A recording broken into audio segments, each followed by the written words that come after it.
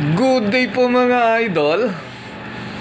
Ayan po si Blue Mugs na isinalang natin sa ating mag wheel press machine. Lumipas po ang 4 minutes ay natapos na po yung pinapakita ko sa inyo kaninang malaking gewang sa kaliwa at maliit na gewang sa kanan. Close up, lapitan natin si Blue Mugs.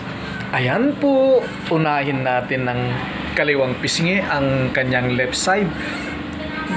Diyan po tayo magbase sa pointer.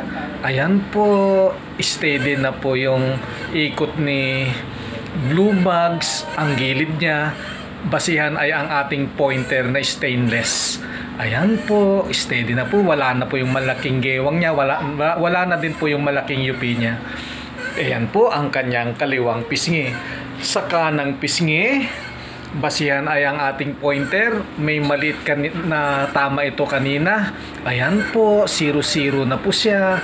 Steady na po ang ikot ni Blue Mugs. Basihan natin ay ang stainless steel na pointer.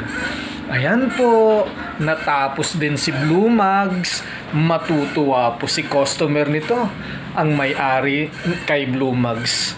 Yun lang po. Salamat. Bye-bye.